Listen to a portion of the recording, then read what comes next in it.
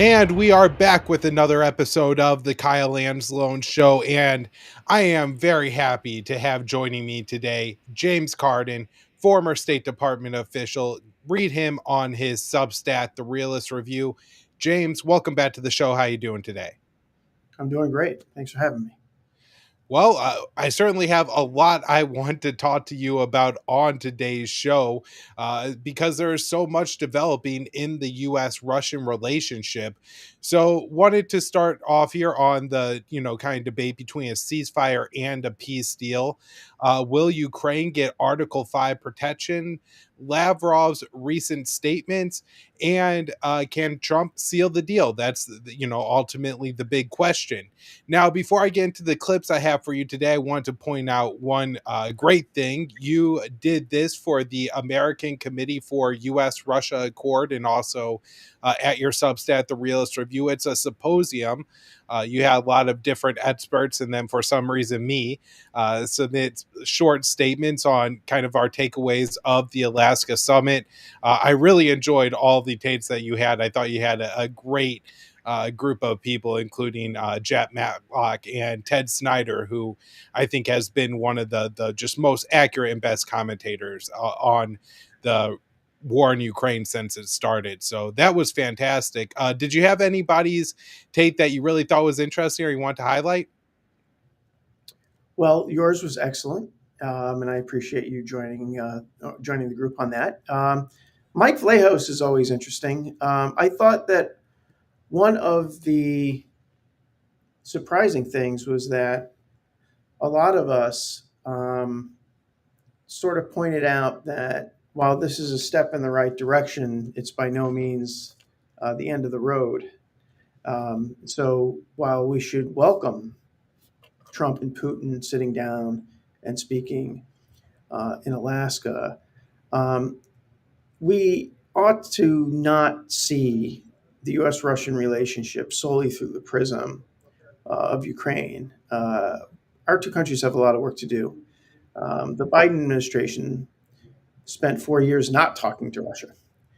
So we have a lot of unresolved problems in the areas of arms control and the area of nuclear proliferation. So there's a lot of work to be done. And I think that one of the things that in the aftermath of the meeting that's become very clear is that we're going to have a problem reining in the Europeans who seem to be pushing Zelensky in an unhelpful direction. And you mentioned Article 2 at the top, or excuse me, Article 5 at the top. That's not something that the Russians are going to accept. And so I think that the Europeans, by kind of dangling this idea that there's going to be a kind of a Euro-American peacekeeping force in Ukraine, is utterly unrealistic and reckless. Mm-hmm. Yeah, well, and Michael Vallejo's a former guest of this show. Now, let's jump into the clips that I have prepared for you today. The first is, I think, as you identified there, one of those European problems. This is German Chancellor Friedrich Merz. The next steps ahead are the more complicated ones now. The path is open. You opened it last Friday. But now the way is open for complicated negotiations. And to be honest, we all would like to see a ceasefire, the latest from the next meeting on. I can't imagine that the next meeting would take place without a ceasefire. So let's work on that, and let's try to put pressure on Russia, because the credibility of these efforts we are undertaking today, are depending on at least a ceasefire from the beginning of the serious negotiations from next step on. So I would like to emphasize this aspect and would like to see a ceasefire from the next meeting, which should be a trilateral meeting wherever it takes place. Well, we're going to let the president. So James, I think this is really important. This was maybe one of the positive takeaways that people have from the Trump Alaska summit, which was Trump afterwards was talking about a peace deal and not a ceasefire. And, the important difference between the two is the peace deal would be the permanent solution to the war, where the ceasefire would just be a temporary pause in the fighting. And so I guess kind of my two questions to you here are: one, do you think there's any indications that at this point the Russians are prepared to accept a ceasefire? And two, if this is the European position, was the overall impact that has on the chances to end the war in Ukraine? Yeah, the Russians are not going to accept a ceasefire. They've been very clear about this for months, if not years. The reason they're not going to accept a ceasefire is that because they feel that they, with some justice, were fooled during the Minsk process. So the Minsk process was supposed to resolve a lot of these problems in and around Donbass. There was a civil war with Russian involvement beginning in April of 2014. The Minsk process kicked off in 2015 and basically was used to build up and integrate the Ukrainian armed forces under the Western security umbrella. So the Europeans kind of strung the Russians along during the course of those 6 years. We know this because Angela Merkel admitted as much in her memoir. So the Russians are not going to go for a ceasefire. If there's going to be serious negotiations, they're going to jump right into it. So that's number one. Number two, they are not going to accept some kind of quasi Article 5 guarantee. There's no chance of that either. So either the war is going to go on, which I suspect it will, or the Europeans and the Ukrainians are going to have to wake up. It's up So to them. yeah, there's a lot of questions about security guarantees right now. That seems to be a word that I think sounds ambiguous enough to everyone that maybe that's reasonable. And certainly, if Russia is looking at it and the West is going to give Ukraine security guarantees that are more in line with, say, the 1994 Budapest Memorandum, that could maybe be acceptable to the Russians, but when you hear the Europeans and even Donald Trump talk about this, they're talking about Western troop deployments to Ukraine. They're talking about U.S. air support for Ukraine. They're talking about what they're labeling Article 5 style, which even I would think if I were trying to frame this in a way to get the Russians to accept it, I would at least be talking about mutual defense. I wouldn't be directly referencing Article 5, which is, of course, the mutual defense article of NATO. But by calling it Article 5, it's kind of saying that we're going to let the Ukrainians into NATO without calling it NATO. And so I guess, are there reasonable security guarantees that the West could offer Ukraine that Russia would accept? And then what happens if the West goes in and says that, we're going to deploy troops to Ukraine to enforce any ceasefire? I think the Russians would probably accept bilateral agreements between Ukraine and Ukraine's immediate neighbors. That seems fair enough. The Russians, right now, seem to hold the position that they are looking for almost a complete demilitarization of Ukraine, which in itself is an unreasonable request. It's not like, the Russians aren't themselves being unreasonable in certain areas. The idea that the Ukrainians should cede land in the Donbass that they haven't yet conquered, to the Russians seems to be an unreasonable demand that would result, in at the very least, Zelensky's undoing. So I think probably bilateral agreements with their immediate neighbors. American non-involvement would seem to be something that they're absolutely are going to insist on So because what they wouldn't care about NATO if we weren't in it, right? But we are. So if we decided to withdraw from NATO, I wish, if we decided to do that, then and the Ukrainians wanted to get NATO involved, then I don't think the Russians would really care. This is really, this has been a proxy war from the beginning, and so the Russians see, you know, NATO as an American stalking horse, and that's what alarms them so much. And I think that that feeling is justified, whether or not we agree with it. But we can't control how they view their own security interests.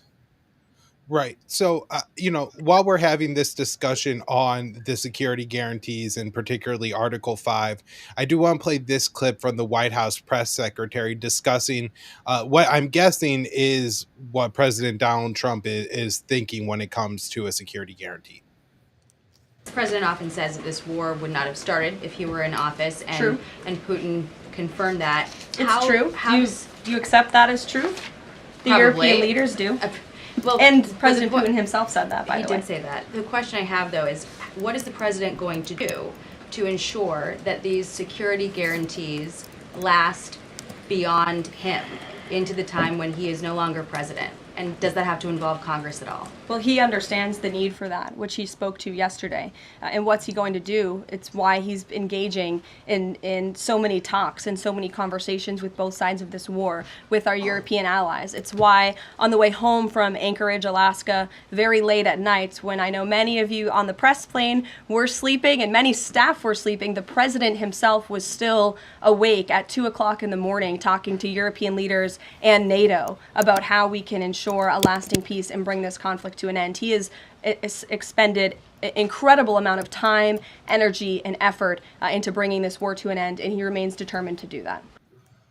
So, she's talking about Trump bringing a war to the end, but how do we get past this, seeming issue here where you're saying Russia isn't going to accept a security guarantee that involves the United States, and she's talking about lasting security guarantees for Ukraine?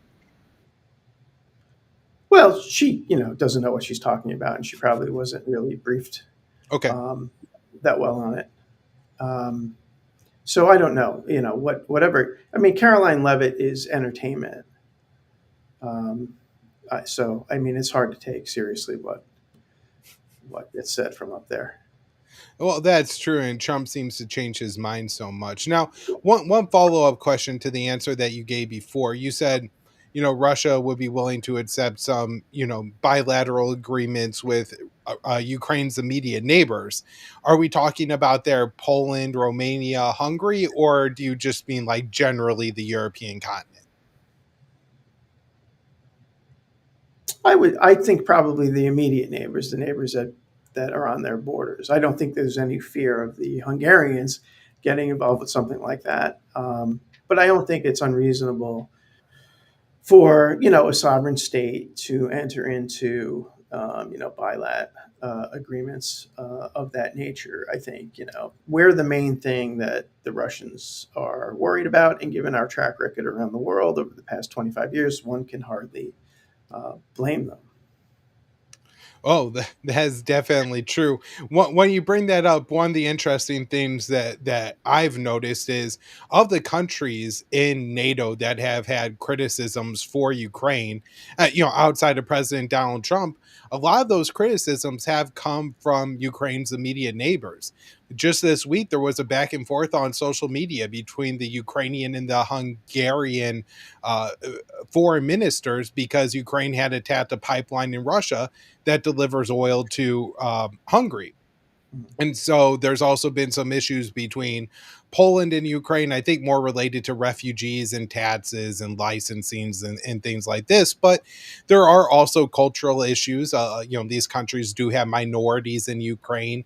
And as Ukraine has become more ethno-nationalist state, and while it seems that has primarily been targeting the Russian population, the ethnic Russian population of Ukraine, certainly Hungary has complained about the language laws and the shutting down of Hungarian schools in Ukraine and things like this. So, do you know if like Ukraine even has a relationship with its neighbors needed to seal a deal with them? Oddly, it seems that countries further away from Russia seem to be more concerned about a potential invasion. Right. Not least us. But yeah, of course. I mean, that's a really rough neighborhood. I mean, there's a very long history between the Western Ukrainians, the Galicians, who were among Hitler's most enthusiastic collaborators, and the Poles. There's a real history of ethnic hatred there, and a bitter legacy over, what happened during that era. I mean, within the lifetimes of I'm a touch older than you, Kyle, I think, but within the lifetimes of my grandparents, Lviv was part of Poland. Mhm. So, and then of course, Hungary has similar issues with regarding, with Ukraine, as do the Romanians, with regard to the ethnic minorities that now fall under the Ukrainian state. Ukraine's never been a particularly, how should we put it, welcoming, welcoming of a kind of multi-ethnic vision of its society, which would come to a surprise, I think, to a lot of the editorialists at the Washington Post. But so yeah, it's a rough neighborhood. There's a lot of simmering resentments and hatreds boiling just below the surface. This was something, by the way, that one of our better foreign policy presidents warned against as early as 1991, when George H.W. Bush actually traveled to Kiev before the Soviet Union broke up, before Ukraine was independent, and he warned about what he called suicidal nationalism. We don't want to replace one sort of, totalitarian system, meaning communism, with the local hatreds of another. And that was a very prescient speech, and people should have listened. But for Bush's troubles, he got roasted by these neocons back in Washington, like William Safire, who called it the Chicken Kiev speech. Well, it wasn't Chicken Kiev speech. It was actually quite a far-seeing warning, and he correctly called it out. But again, no one has a memory in this town longer than about 6 months. So. Yeah. Well, James, next up here, I have a clip of Russian Foreign Minister Sergei Lavrov discussing briefly the Russian intention and goals behind the war in Ukraine, and I'm interested to get your thoughts on this. We have never at any point talked about simply needing to seize some territories. Neither Crimea, nor the Donbas region, nor Novorossiya, as distinct territories, have ever truly been our ultimate goal. Our goal was to protect people, Russian people, who have lived on these lands for centuries, who discovered these lands, shed their blood for them both in Crimea and in Donbas, who built cities, Odessa, Mykolaiv, and many other ports, factories, and plants. And everyone knows well what role Catherine the Great played in the development of these lands. Everyone knows well how these lands ultimately ended up as part of first the Ukrainian SSR and then as part of independent Ukraine.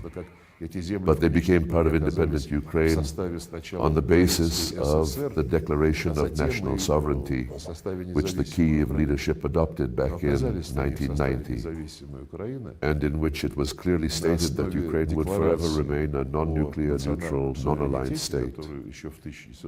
It was precisely this commitment that formed the basis for the international recognition of Ukraine as an independent state. If the Zelensky regime now rejects all these characteristics, already talks about nuclear weapons, talks about joining NATO, about abandoning neutrality, well, then probably the very grounds that formed the basis for recognizing Ukraine as an independent state also disappear. So, what do you make of what Lavrov's laying out there? Is he putting forward a realistic proposal that could that Ukraine could accept the terms of? Probably not. Basically, what he's referring to are the lands that the Russians refer to as Novorossiya, and that is quite a bit larger than the land that the Russians have actually recaptured. I mean, there are, competing historical claims there. Lavrov is also referring to what Solzhenitsyn referred to as the poisoned Crimean dowry, which was he was referring to there was when Khrushchev handed over Crimea to Ukraine, but Ukraine was part of the Soviet Union at the time. So basically, he was changing an internal border. There was never any intention by the Russians for that to change once the external borders of the Federation were when they were changed in December of 91, in the winter of 91, 92. So, again, like the border between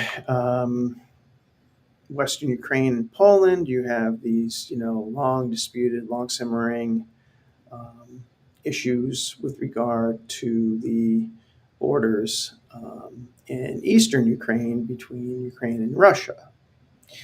All of this makes for very interesting historical reading. I don't know what it has to do with core U.S. national security interests, and I never have. I mean, I've traveled to the Donbass. I've traveled to Kiev and to Russia and to areas near there and Rostov on Don, and that is a fascinating area if you like that sort of thing. I don't know what it has to do with U.S. national security, and I never have. So, from the Russian perspective here, I do get maybe a little bit concerned at what I'm hearing from Sergei Lavrov. I've certainly seen it here in the United States where we set more ambitious goals and we claim, these are these big historical issues that we're trying to tackle, and then, getting sucked into a relationship long term or a conflict long term. Lavrov, Putin has said one of the goals here is to protect ethnic Russians. Well, even by the deal proposed, according that's been reported to be proposed by Putin, where he's taken half the Kherson, Zaporizhia, all the Donbass, that's certainly going to leave a lot of ethnic Russians behind in Ukraine, who are going to be a far, far smaller minority than they were before. And also, it seems that at least in some cases, some of these real Ukrainian nationalist, neo-Nazi linked lunatics are in greater positions of power. I think Andrei Beletsky is now running the Third Army division in Ukraine. So, these are some pretty powerful people in Ukraine that have a really sick and twisted ethno-supremic ideology. So, if this war ends, even on the terms that Putin is proposing, do you see this conflict not restarting, even if, say, Ukraine is really mistreating its Russian minority population and they're appealing to join the Russian Federation? That will be a continual danger. I think that Ukraine has at least a shot at being thought of as the world's second most ethno-nationalist state. There's another one in the Levant, but the you know look, that's always a problem, and I think that one of the things that they ought to address, given the fact that the Ukrainian ultras are in charge, is there going to be some sort of mechanism for the peaceful transfer of ethnic Russians out of Ukraine to Russia? I think it has to be considered. And, these things have happened before. Not that it went well, and that wasn't actually, it ended up being terrible for the people involved after the Second World War, but there, were massive transfers of ethnic Germans out of Polish lands back into Germany. If something like that can be accomplished, I think something like the removal of ethnic Russians, should they want to, should be voluntary. But what you say is correct. The remaining ethnic Russians in Ukraine are going to be kind of sitting ducks. and the Russian state isn't going to stand for their abuse. They've been very clear about this. Putin and Lavrov both, for the past 25 years, have been very clear about the treatment of ethnic minorities in the states of the former Soviet Union. This is part of the reason why this whole terrible tragedy kicked off Right. in 2014. Right. So before we wrap up here, James, I feel like I spent the whole show talking to you about all the problems, everything that could get in the way of a deal to end the war in Ukraine. But Donald Trump says he wants it. So can Trump get it done? And if you think so, what would he have to do it? I actually don't think so. I don't. I actually don't. I think that he is trying, and I think that he deserves a lot of credit, even for trying. Again, this didn't happen on his watch, and he probably is doing it because he wants, that nice ceremony up in Scandinavia, and he wants the medal, and he wants to put on the tails and have, But I just don't see it happening. I think that the Russians are probably, if the Russians want what they say that they want, then they're going to have to fight it out and get it. And I don't really see any way around it. And then with the continued European meddling and all this, like they're just adding gasoline to the fire. So I'm not optimistic, but I do truly hope that I'm wrong. Well, I certainly do too. Now, let's say you could give maybe Trump a piece of advice that you think would help, or somewhere, like what would he have to do to get a deal done? Do you think he would have to at least threaten to, or actually cut off the Ukrainians from arms, or what? Or is Trump maybe kind of in a position where he can't force Ukraine to end this conflict? Yeah, I think that would be a good step. I think that he should probably get us out of it as fully as he can, and he should try to pressure the Europeans to do the same. But ultimately, we only have control over ourselves. So that would be a really good place to start, and then let the chips fall where they may. Yeah. Well, James, thank you so much for returning to the show today. I had to get your analysis on this. You really are one of the people who understands the U.S. Russian relationship. And also, because of your time in the State Department, you have maybe a more inside feel of how the blob operates, how the U.S. foreign policy establishment operates, how they control our foreign policy. And when we talk about these conflicts that have absolutely nothing to do with American security or national interests. They don't help any of us. They bankrupt us. They deplete our arms stockpiles. And hell, even the country we're supposed to help, Ukraine, is losing territory by the day because we're helping them to fight this war. And so you could come break it all down, make it make sense for myself and my audience. So thank you so much for joining me. And I'll definitely have you back on the show again in the future. Well, thanks for having me. I appreciate it.